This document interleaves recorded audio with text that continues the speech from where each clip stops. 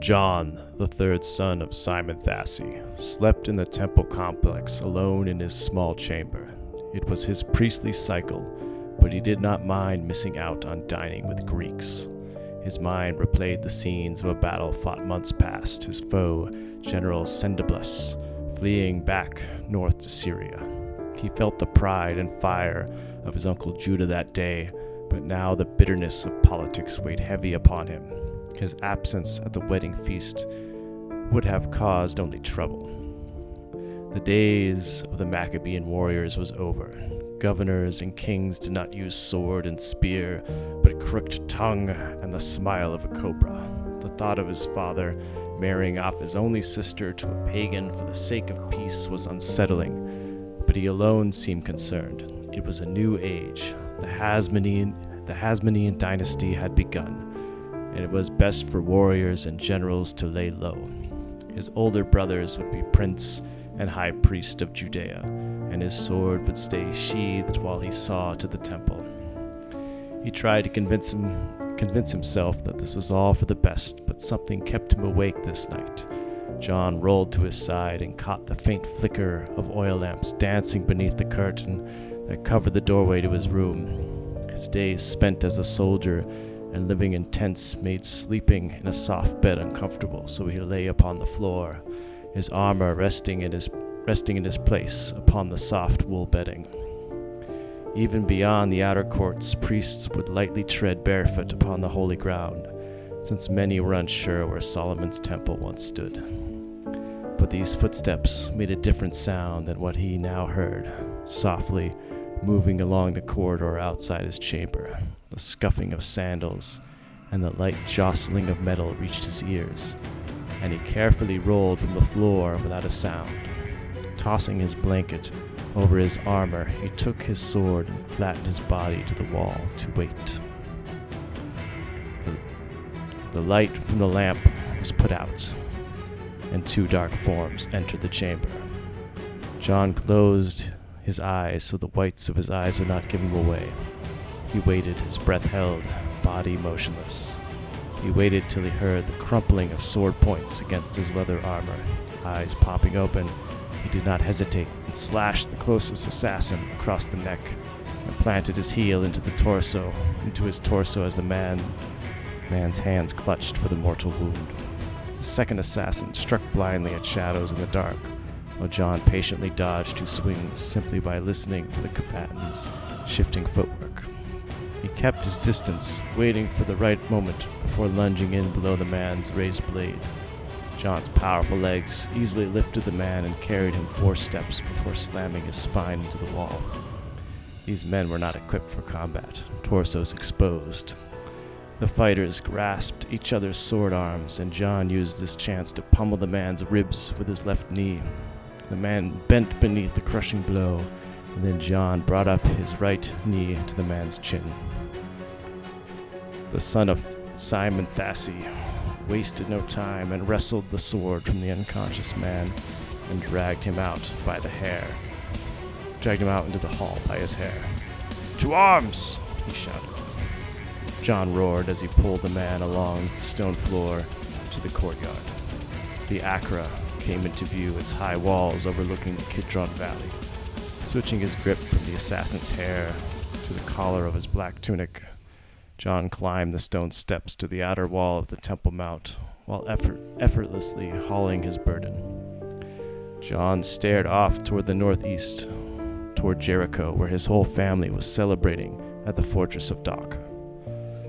He saw a torch waving high on the Mount of Olives. It was moving towards him, a rider at full gallop. A soldier rushed to John's side, half-dressed and bewildered at the sight of the assassin hanging from John's calloused grip. "Blow the shofar. There is trouble in Jericho this night." The soldier nodded, and John lifted the limp body of his would-be assassin and placed him into the arms of the Judean. "And see to it that this man tells you everything he knows before you toss him from the highest tower." He heard the soldier grunt in compliance as he attempted to drag the body, but John had other matters to attend to. At this moment he was now prince and high priest of Judea. A sacrifice needed to be made, and the will of Hashem sought. John was met by another commander on his way to the priestly quarters. "Open the gate, a rider is coming from Jericho," John commanded, as he realized he was still holding his sword tightly, but he had no belt to place it in. "Bring me my brother's priestly garments, and then my armor." The courtyard became alive in the dead of night as John directed both priests and soldiers. Many Levites shared a dual role in these hard times. He was putting on his priestly garments when a bloodied man was brought before him, supported by 2 Judean gatekeepers. "General, this is the rider from Jericho." John knelt to look at the man's eyes. His head hung low. His eyes had seen horrors. John tried to speak, but the words would not come out. "Are any left alive?" "I was tending to the horses," the man stammered. "They had drunk much wine." The man began shaking his head. "I heard screams. Your brother Mattathias came running toward me with several Syrians in chase. We rushed the gate with the few men we had left. Your brother gave his life to open the doors. They gave chase. Only I made it." John gripped the man by the cloak. "Is she still alive?" Mattathias' last words to me were, "Tell John, they have our mother." The messenger grabbed him by his garment, and John could hear his brother speak. "They have our mother." John's vision blurred, and voices became distorted, and he did not know how much time had passed. Next he knew, a priest was helping him strap his brother's ephod to his chest. He looked down at the 12 gems that danced in firelight. His eyes slowly shifted up to the brazen altar where the fiery glow was emanating. A lamb was led before John, but he did not accept the knife from the priest. "I have taken a life this night. I am unclean." The priest examined John's hands. "Your grandfather murdered a priest." The aged Levite avoided John's eyes as he spoke.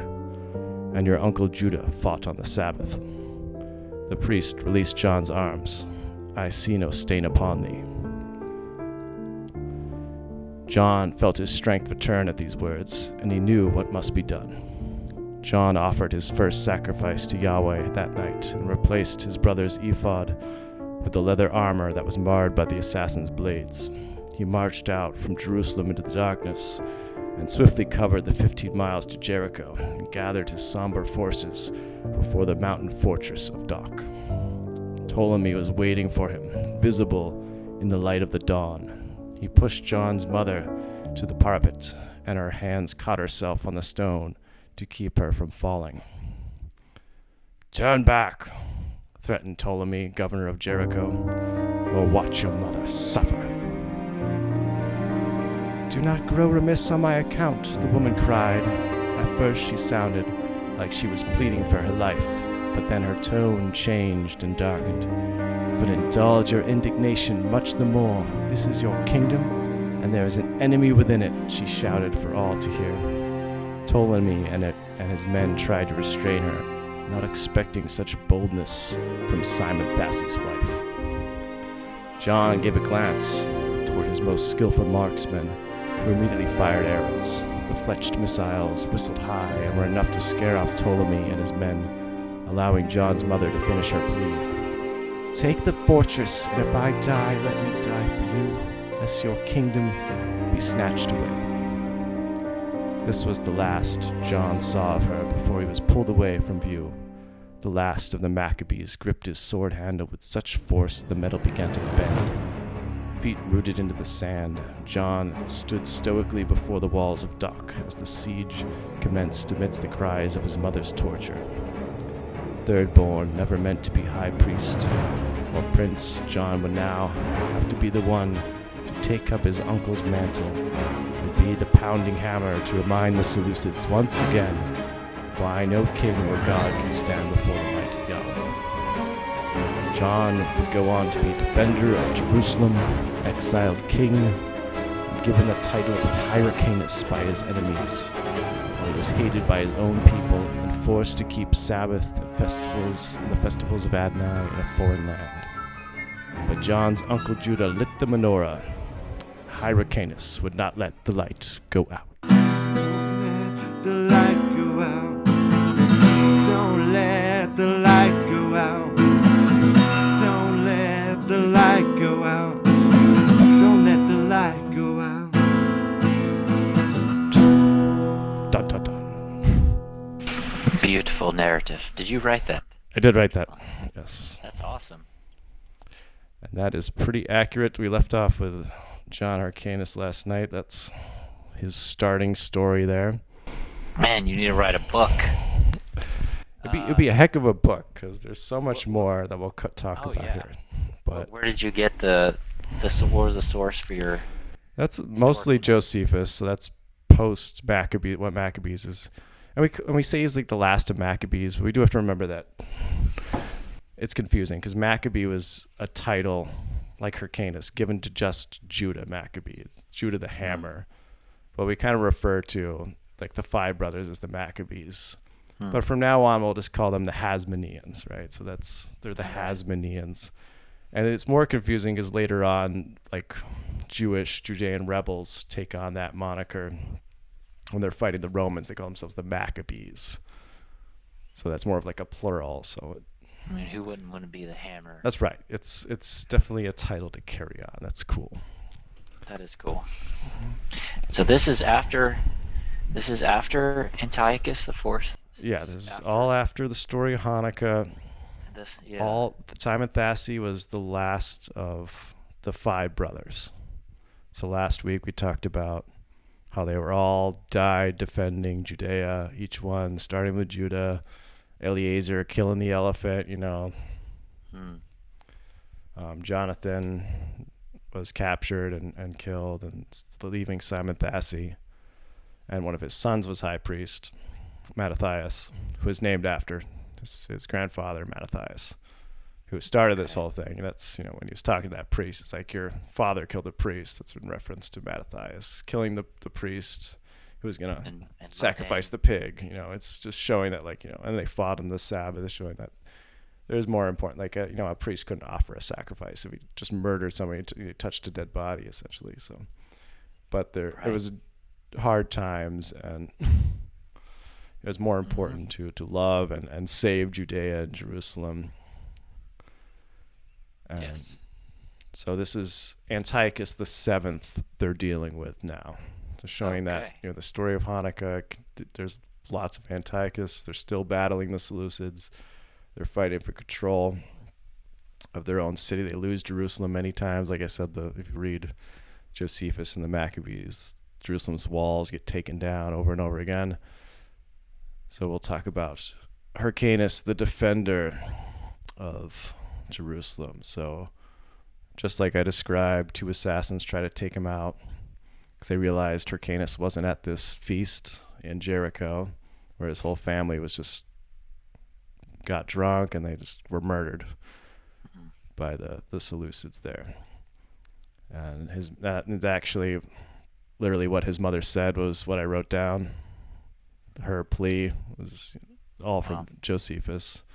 So I did steal that. So I can't claim credit for her words, but that's actually what she said to him, which is pretty cool lady, right? We don't know her name, but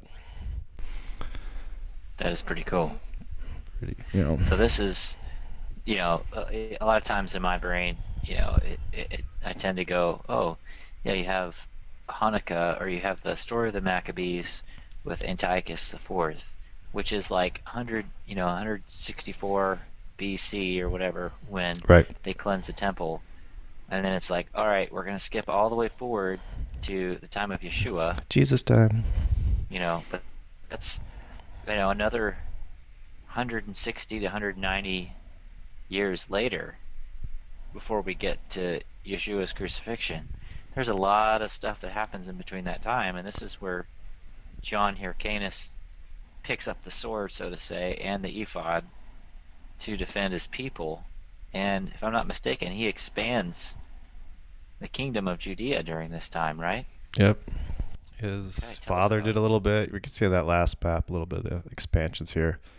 So we'll try to cover these guys today. Okay. Poor Aristobulus. He doesn't make it very far, but at least he shows up on the map 1 year. We'll talk about him. Okay.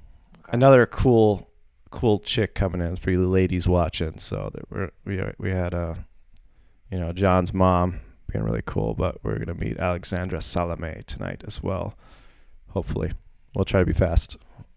We'll try to set you up, at least getting you to Herod the Great, who lived a good 40 years before Jesus, and he starts you off in the gospel story. But it's like Daniel mentions, like you read the genealogies from Matthew and Luke, and there's names there for the intertestamental period. We don't really know who they are. I was trying to figure that out today, but that'll require some digging. But probably they were fought in these wars, fought in these battles, served in the temple during this time. So it's all stuff to think about.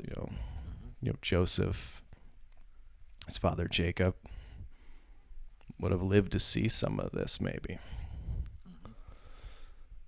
All right, so after he takes Jericho, and this was all a plot, I believe, by Antiochus VII. It was just he purposely wanted to take out these Maccabee dudes because they're bad news, right? They're crazy warriors. They defeated army after army sent to Judea. So he figured if he could take them down, he'd be golden. But he missed one, right?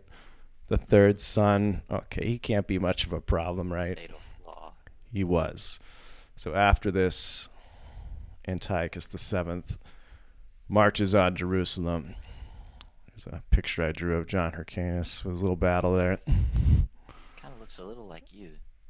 I model my appearance, but I figured he's like John Wick. You want to think about John Hyrcanus? It's just John Wick with swords. Intertestamental period John Wick. And that's what I mentioned before, that rebels later took on the title Maccabee. All right, we covered that already in the story. Poor Judah, John, never meant to be high priest, never meant to be prince, ends up finding himself carrying a lot of weight. There's the pictures of that fortress, by the way, so just visual. Wow. So that's close to the Dead Sea, not too far from Jerusalem, right? Mm-hmm. And tough to conquer. It took him quite a while. Wow. This Antiochus is also known as the Pious, and we'll talk about why that is. Okay. But not so pious because he likely had planned and plotted this whole thing out and the murdering of the family. Bit ironic. So I'll just read some of these slides to refresh my own memory here. But there's a picture of the siege of Jerusalem, and that's actually, by Antiochus the Seventh here. So John, a brilliant tactician, defends Jerusalem valiantly, but eventually has to surrender. After the siege of Jerusalem, Antiochus wanted to leave a Seleucid garrison in Jerusalem, but John gave him another offer: silver from David's tomb, and something far more valuable, himself. And he accepted, because he knew John was an amazing tactician and a great fighter. So he takes him to help lead armies against the Parthians that were invading, and that's likely where he got his name Hyrcanus. So there's a Hyrcania that we don't really know for sure, that he probably besieged and conquered, and that's where he gets his title. So it was actually given to him by the Greeks, the Seleucids, and he started to favor. This is where you get into the whole Sanhedrin thing, and this is probably like a whole other talk. I remember reading the New Testament as a kid. You don't really know what the Sanhedrin is. You just thought it was these bunch of priests, but it's this whole political system. And there's just like today, we have Republicans, we have Democrats. So they had Pharisees, they had Sadducees, which helped buy for power. So that's just getting started right now. It's always existed in some form, like the 70 elders. All right, so so he would keep the Sabbaths, the feast days, all while he's serving Antiochus VII. Probably had a few Jewish soldiers with him, but pretty much he was high priest, not at the temple. He's just out there living in the wilderness, fighting battles, for the sake of Jerusalem. He had to do it to save Jerusalem. So eventually in 128, King Antiochus falls in battle, and John hears the news, and I like to think that he, served the king a dish best served cold, but I don't know if that's true. Maybe he's the one who took him out. He remembers his alliance with Rome and makes Judea sovereign, because back in part 1 we talked about how Judah made an alliance with Rome, and that probably what got him killed. But John remembers it. He's like, oh yeah, we should talk to Rome here. And so the Seleucids leave us alone, because it's been a few years and Rome has really grown. The Seleucid Empire is getting smaller and smaller. Rome's getting bigger and bigger. In 113, John declares war on the Samaritans. So we got a picture here. Samaria, and then Idumea is where the Edomites became. So they became Idumea. So people say, well, Herod the Great, who comes from Idumea and Nabatea, he wasn't a Jew. Well, they were, because they were converted. So they were probably practicing Judaism for almost 100 years when Herod comes on the scene. So just something to think about. And even in the genealogy of Matthew, I was reading today, because you read the Christmas story, come around this time, and he mentions a bunch of people that aren't Jewish, like Ruth and Rahab, and then he says, Uriah's wife. He mentions that just to point out, Uriah is not Jewish. He's a Hittite. So there is grafting, but it is a hard issue. Just because you're doing the feasts and all that and acting Jewish doesn't mean you are, because it's Jewish should be a religious thing to become Hebrew, if you will. It's a religious thing, just like to say a Christian. It's like, well, I'm a Christian because Dad's a Christian. Well, that's not how it works. So it's the same thing with Judaism. Right. And so John declared war on the Samaritans and the Edomites. And refresh my memory, but the Samaritans had basically caved under Antiochus IV and said, hey, we're not with those Israelites. Our temple is... Who do they dedicate their temple to? Jupiter Hellanus. Jupiter Hellanus. So yes. They were kind of like traitors, turncoats. Is that why John declared war on them at this point, or are there other... There's another reason, and we might answer it here in this slide. But one thing to mention is we can't forget about the Oneids and Egypt, and there's still far more Jews in the rest of the world than there are in Judea. They're just... Now, they built was that the Heliopolis? I forget. I think there was even 2 different temples that happened down in Egypt, and I know even after the destruction in 70 AD, the Romans were like, there's this other temple. So in 73, they went down and destroyed a temple in Egypt, just because they didn't want any more uprisings. They're like, We're done with this temple stuff. I think that, yeah, there were. I think you're right. There were 2. There was one that was more south, but yeah. It's from a verse, and I might have it in here. They take from Isaiah saying, "And there'll be an altar down in Egypt." Yes. So. Yes. I think that might be the fulfillment of that too. That's pretty cool. But let's answer your question here. So forcibly converting the Edomites to Judaism tore a rift between the Pharisees and John. John had done this so he could tax and conscript them into the army. Pharisees, though strict in their religious observances, lived among Gentiles peaceably. John allowed his son Aristobulus to take the high priesthood in his stead to ease tensions amidst the 2 parties. It's just about Ashkelon, because I always wonder about the Philistines and where they came from, but you always see this little white spot here. So they're still hanging out there. All this time, they're still there. Just wow. Dirty Philistines. Remained independent during this period, and none of the Jewish kings could conquer it. And eventually, Herod was, who was apparently born here, and he turned the city into lavish markets and baths. And eventually, they became part of Judea under Herod's. But just to point out that white patch there, and just so you know where the Pharisees have been this whole time. But yeah, let me break that down a little bit more. So they couldn't tax the Edomites or the Samaritans unless they became Jewish, according to the Torah. It's the same with the Samaritans. So they had to conquer and do some forcible conversion, which might have meant some painful circumcisions, and which is funny to think about because it's the exact opposite. Not really funny. Exact opposite of what happened to the Jewish people under Antiochus IV. He was trying to forcibly convert them to Hellenize them, and now there were many, including the Samaritans, that took him up on that offer. Right. Yeah, they're like, fine, I'd rather not be murdered and have my children murdered and be tortured. So, sure. And then, even during the Maccabees' time with Judah and them, they were kind of doing the opposite. So here we see that as well with the Edomites and Brings up an ethical Samaritans. question, whether it was appropriate for John to do so as an act of It's warfare considered a or- bad move. considered a bad move, forcing We people would not to- have got Herod the Great without this bad move, right? Good point.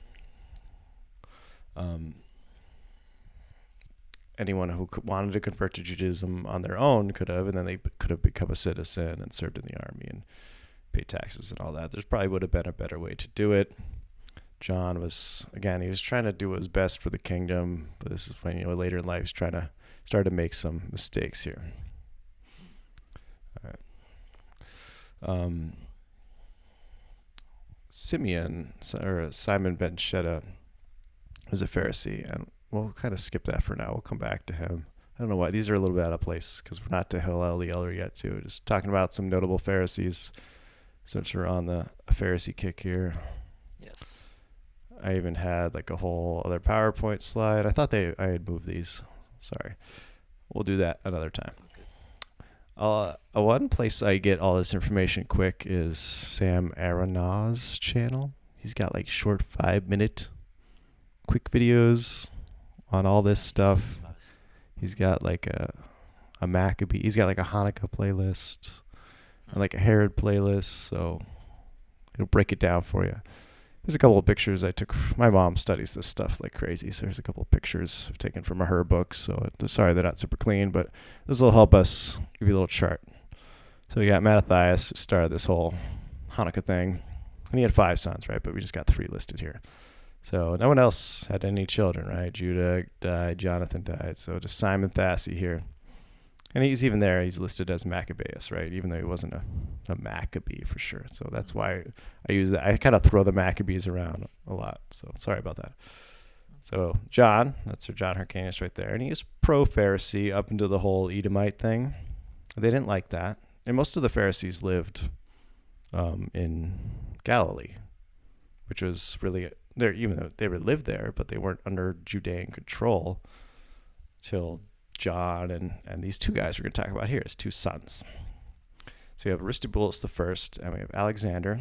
Actually, there's a 3rd son, which he's not on this chart, and maybe I talk about him here, but I forget his name. But he's important as well, kind of. So Aristobulus the first, he dies because he has appendicitis, and I'm sure my slide will go into it, but I'll do the quick breakdown. His 2nd brother, he's going to give control to. But the 3rd brother, he was put in jail.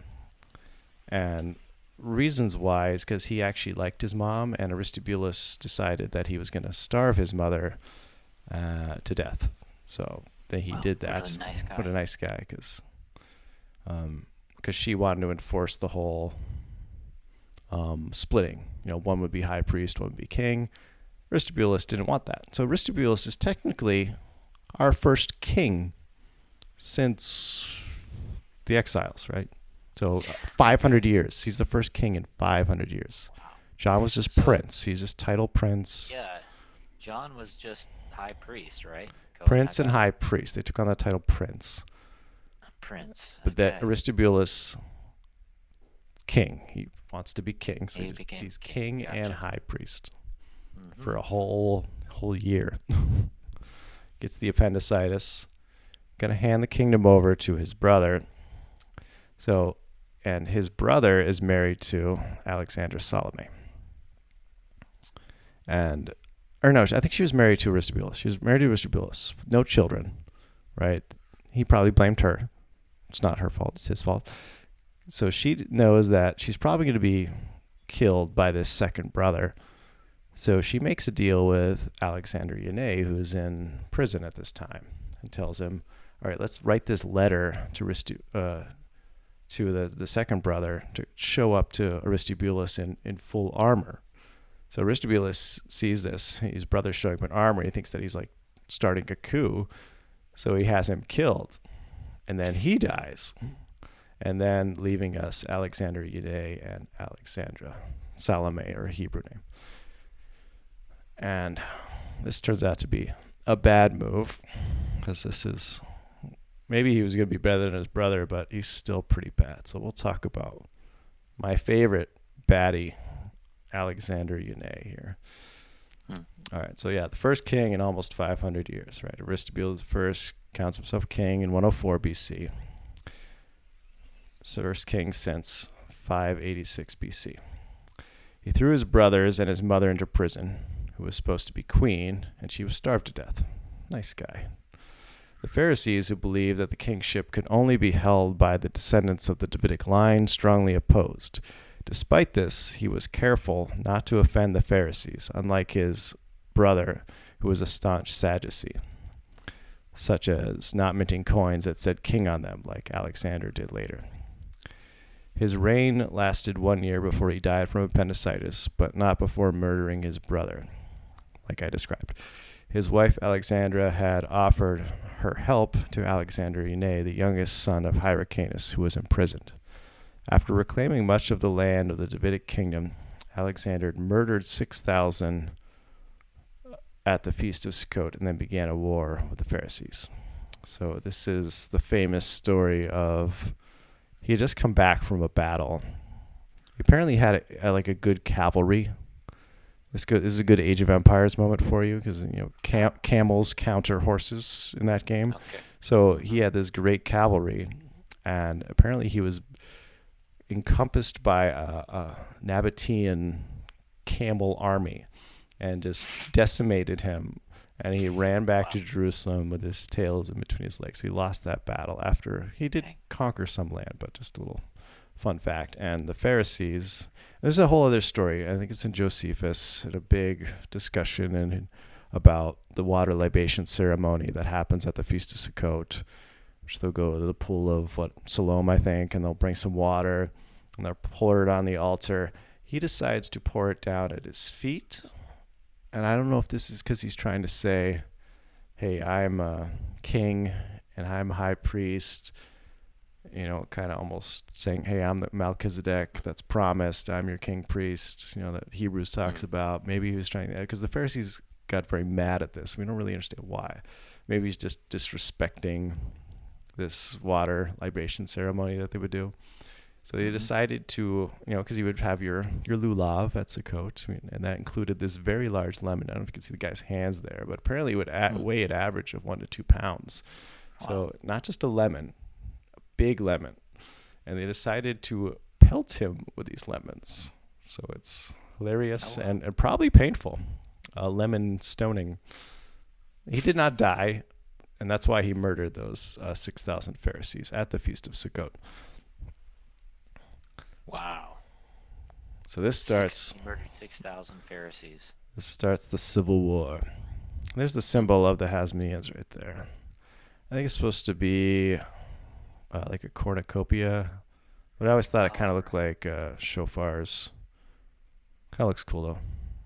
It's like almost like the rebel symbol in Star Wars. Mm-hmm.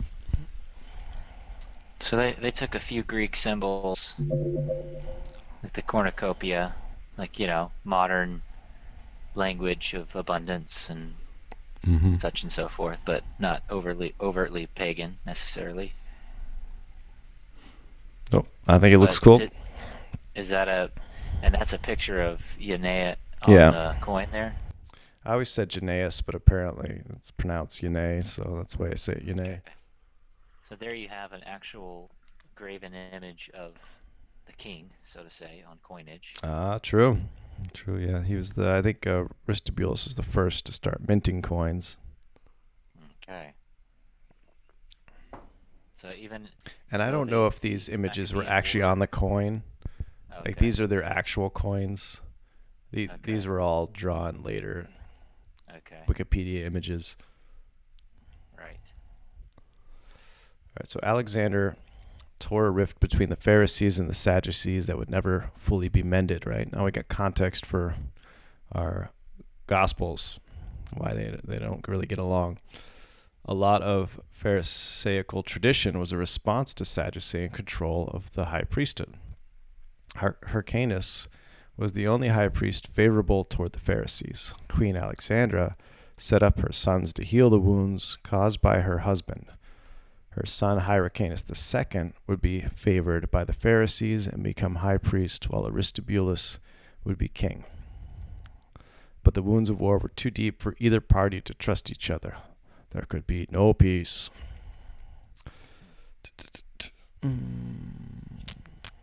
So there's a long battle. There's a picture of the. Oh, wait, we're skipping ahead. Sorry. I don't know if I talk about it here, but I remember what happens. So he starts winning the war at first. And guess where this is how much they disliked him. The Pharisees went for help, not to the Romans. They went back to the Seleucids to ask for help to fight Alexander. That's how much they didn't like him. Wow. So that's interesting. Mm-hmm. And so they actually start feeling bad about this after a while because he gets driven out of Jerusalem. They take Jerusalem back, and he's hiding in the mountains. And they're like, okay, you know what? And so they break ties with the Seleucids, and the Seleucids are like, oh no, they're uniting against us. So they just ran back. They're like, we got to deal with Rome. And instead of they show grace to Alexander, and instead of him making amends and all that, he decides again to murder some more Pharisees. So he this time, it's a little dark for you kids at home, so he crucifies 800 of the Pharisees and decides to murder their families in front of them while they're on their crosses. Great guy. So again, lots of Pharisees died, and this is not even concluding the whole civil war. So after this, he goes pretty much into exile, and he realizes he messed up, and he actually signs over his rights. That's not how it would happen, but that's he signs over his right to Salome, who becomes the first, pretty much the first queen regnant, as we would say. So she had full control. She's not just a queen; she's in charge. She's the boss for 10 years and does well. These are like the 10 years that Judea essentially becomes an empire. So, and yeah, so she had 2 sons. So she had no sons when she was married to Aristobulus the first, and then and to point out, she was about 10 years older than Alexander too. So she's pretty old at this time. So, and she was busy raising her sons, Hyrcanus II and Aristobulus II, while Alexander was doing all this naughty stuff. So he kind of dies in disgrace, without power. And who helped her come into control was who I mentioned before, is that Simon Beschetta. And maybe we could talk about him quick. But, he said a lot of things, just like Jesus. People were trying to mess with the law, but essentially he bought this donkey, and there's this very expensive jewel on this donkey. And his students joyously told their master that he might now cease toiling, since the proceeds from the jewel would make him wealthy. And the legal formula of the sale meant that the jewel was now his property. Simeon, however, replied that even though the letter of the law said they were right, it was clear that the seller had no intention of selling the jewel along with the animal. And Simeon turned the gem back to the merchant, who proclaimed, "Praise be to God, Simon Beschetta." He was Alexandra's uncle, I believe, or no, brother. I think he was her brother. So I think he was the Nasi in the Sanhedrin. He became the Nasi. So he helped balance out the power. And same with Hillel. He does a similar role, just he was a contemporary of Herod the Great. So he kept Herod from keeping too much power. So the Sanhedrin could do things like veto going to war. They had that much power. So they could stop the king from doing too much. And so Simon was a Pharisee. Yes, and so was Hillel, Gotcha. the elder. So they sort of held the line.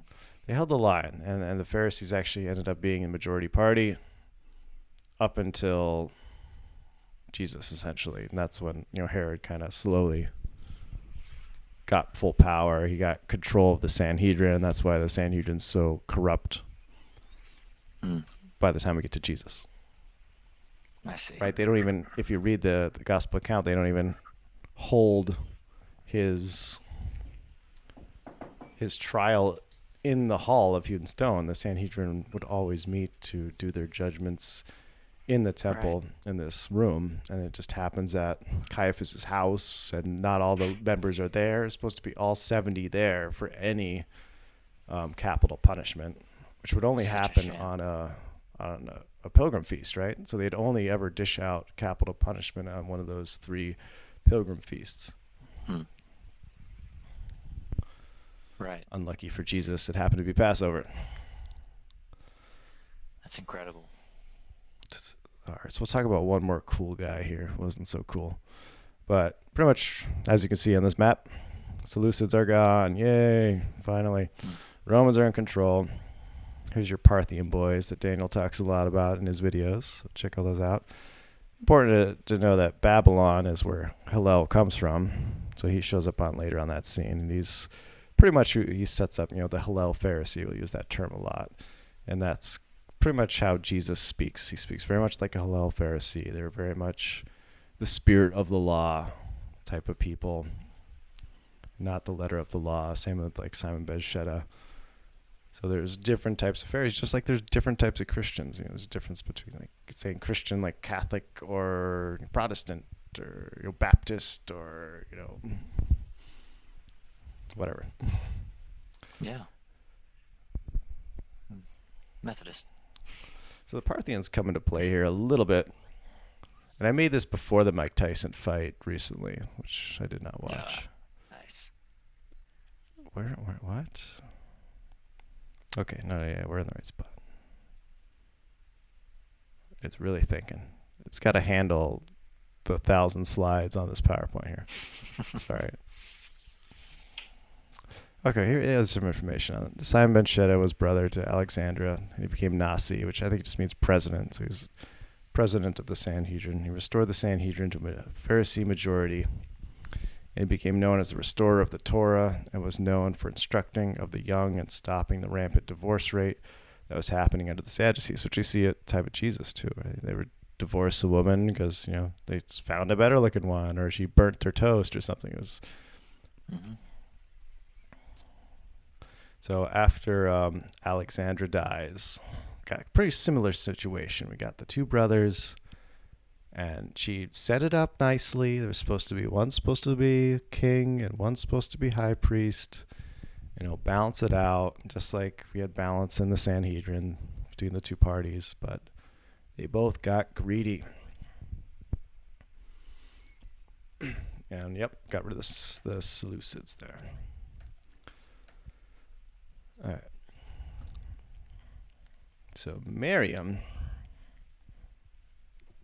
was designated as the heir of the Judean throne, and she is the one that marries Herod the Great. I put 14 there because they arranged to be married, and she was young. She was 14. I see. So in 63, we have Pompey, or Pompey, not Pompey. Pompey's the city that got destroyed. Pompey is the general, who conquers Judea. And we have 44, we have Julius Caesar being assassinated. And so we had a big civil war going on, Mark Antony and all that stuff. Good history. Just showing you there's some stuff that we miss here. 41, we got the Parthians invading the old Seleucid Empire and then moving on Judea. So Hyrcanus II is still king, but under the control of Rome. And Herod was forced to flee after the Parthians invaded. I missed some history there, so let me fill that in. So what happens is you have the battle between Aristobulus II and Hyrcanus II fighting over Jerusalem, and Herod's father is named Antipas, decides to step in. So he's Nabatean and Edomite, or Idumean. He would refer to as Idumean. So he decides to give his strength at first to Aristobulus, and then he realizes he's kind of a dummy, and he wants to go with Hyrcanus II. So he helps Hyrcanus II, as well as Pompey. Pompey comes, and he gets involved in this too. And I think originally Aristobulus sends him some money, and he's like, that's nice, but I'm going to side with Hyrcanus. So he helps conquer the Romans, along with Antipas,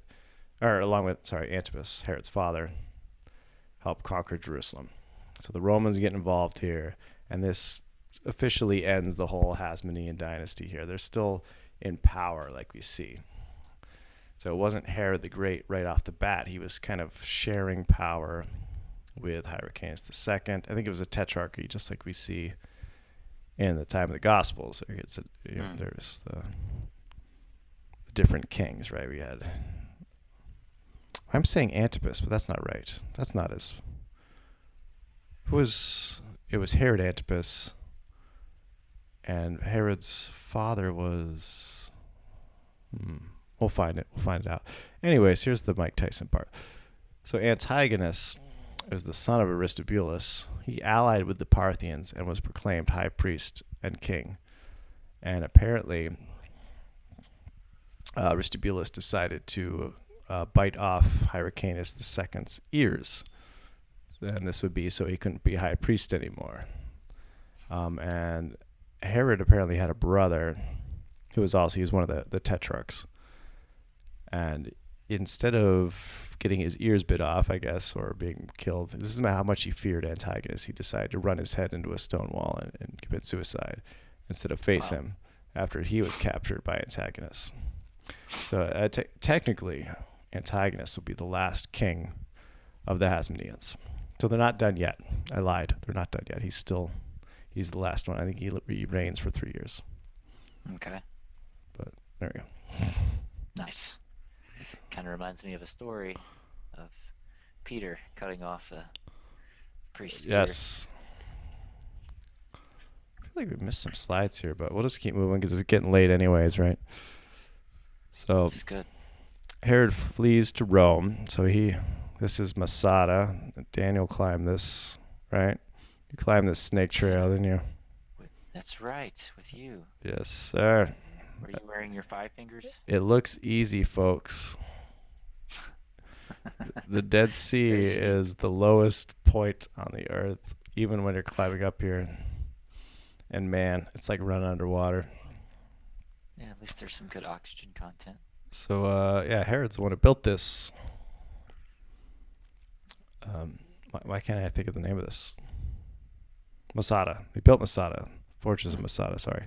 Mm-hmm. And so he takes his family here, his mother, and then he flees to Rome. And he does this whole dance like twice. He goes to Rome, he takes Miriam with him, and I believe he stops in Egypt first. He says hi to Cleopatra. Apparently she tried to make a move on him. This is Cleopatra the 7th. He says no. And gets to Rome and gets Rome to help him out, and they get an army together, and he does this whole dance of, I think we got another slide here, of invading Judea again. Come on. Where is it? We'll come back to that one. There's another slide here. We're missing it.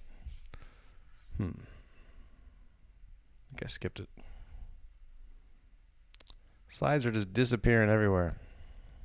Well, anyways, I had a map with his route of conquering Judea, but I don't see that now. I have to find it.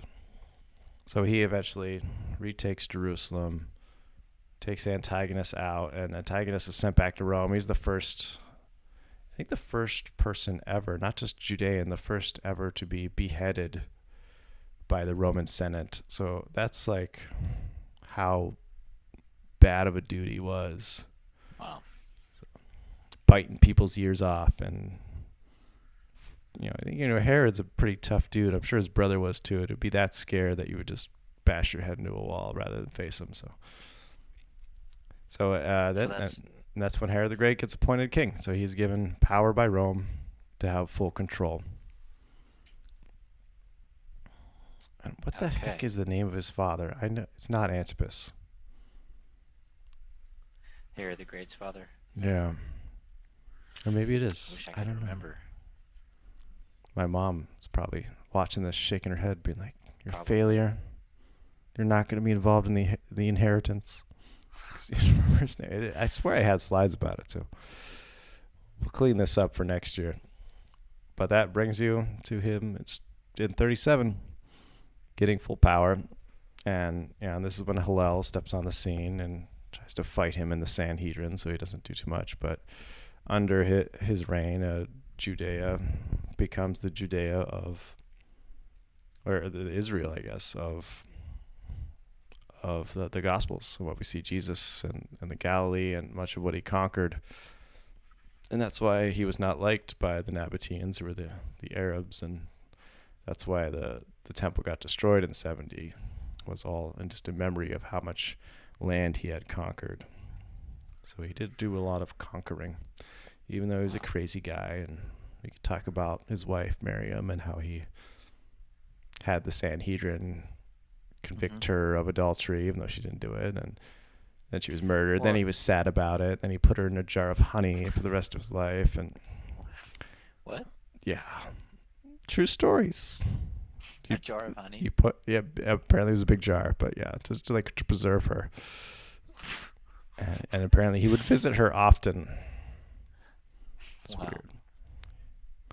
But that kind of room. See, he really did love her. That's where the phrase honey came from. Hi, honey. How are you?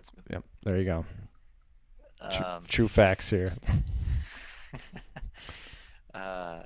So John Hyrcanus was kind of the last good dude, yeah. Yeah, and then after him, it all kind of Salome, right? Apart. She was good. She put things together. She was gonna set things up right. The Pharisees, they didn't like the fact that the Hasmoneans were both high priest and king at this point. Right. Right. Especially with Alexander Yanai and his older brother. It made sense at Hyrcanus, but at that time it's like you can't be king and fighting wars and being around dead bodies, and you're never there to do your high priestly duties. So it just doesn't even make sense practically. So I mean, Jesus can pull it off, but he's a different high priest, right? Yeah, they didn't have a problem with him being high priest. They complained about the fact that he was not of Judah, so he couldn't be king. Right, exactly. They didn't throw doubt on his lineage as a son of Aaron. Yeah, I think Judah and his brothers realized we're just being prince for the meantime until the right king comes along. That's why they just took the title prince. Right. Because literally there's no one else, okay? It was in good times. But they always, they just held prince. And even then it was separated. Judah was prince and Jonathan, his brother, was high priest. It all fell to Hyrcanus, but he had no choice. And then by the time you get to the first century, you have the Pharisees and the Sadducees with this history of turmoil between them, with hundreds of Pharisees being crucified or murdered in various fashion, along with their families. And Hyrcanus turned over the high priesthood as well. After he had settled things in Jerusalem, he turned over the high priesthood to his son. So he just retained the title of prince. He didn't want to hold it to make the Pharisees happy. Yeah. And so the Pharisees were kind of beloved as far as your everyday faithful Jew, your normal, peasant, middle class, whatever. They were like the beloved teachers and tradesmen and blue collar workers that would teach Torah and care about the people of the nation. Right, and they were used to be. You're used to living around people who weren't Jews or weren't Torah observant. So when the Edomites and the Samaritans were forcibly converted, they did not favor that. They didn't want that. That's why John lost favor with the Pharisees for doing that. And with such a thick history of forced Hellenization, they would push back against Hellenization and forcing others into I'll just close out becoming Jewish. here. So I see a lot of this context building up to the first century, where now the Pharisees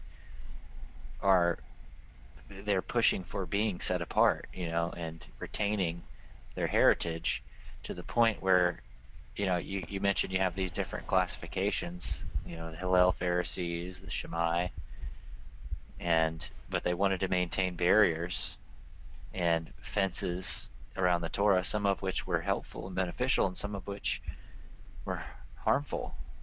And then you have Yeshua come into the picture.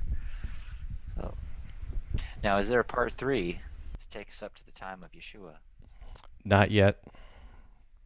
Maybe next year. Maybe next year. I love it. I think people are tired of me, Daniel. They're tired of my non-organization. They want you back. No. They want more Nate's narrative storytelling. So I'll stick to my silly songwriting. Dry Daniel's facts with endless pages of black words on white background. No, I would love to do a part 3, and I will definitely be working on it as I drive to Oklahoma, and maybe we can do another talk when I'm down there. I'll bring my headset and laptop. But I'm excited to get back to some historicism. Well, that sounds great. Sounds good. Maybe we can cover Daniel 11, which is the lead up to Antiochus as well. It's all connected. We planned this, folks. Yes. Thanks, Dr. Klein. Thank you. Any more questions on that? I know it was a little all over the place. That was good. You took us through the history. Well, I'll always have the names jumbled up in my brain, but it's just why I have to go back through it. Okay, it's the second now? It's better that, reading Josephus, he doesn't tell you it's the second. You're like, wait, I thought he was dead. He's back. Yeah. It's like, how many Herods are there as well? Yeah. So many Herods, so many Ptolemies. And Hyrcanus the second actually goes to Babylon for a while. He's exiled there, lost his ears, So he was hanging out with Hillel probably. And eventually he's brought back by Herod. Then Herod doesn't trust him and kills him. So it's just one of those things. He just, Wow. He's not a trustful guy. Antipater was his father. Okay, it's Antipas. Herod Antipas is the Herod when Jesus is doing his ministry. Antipater. Okay, that's why. Okay. Now I understand why Antipas is called Antipas. It was named after Antipater. Okay. So I wasn't far off. Just, Not at all. I'm like, it doesn't sound right. There we go. I solved it by the end. Oh, man, my brain. Right. Should have had Thank coffee. You, Dr. Klein. All right. Have a good Hanukkah if I don't talk to you. Happy Hanukkah, everyone. I'm going to end the live video. Thanks, everybody, for tuning in.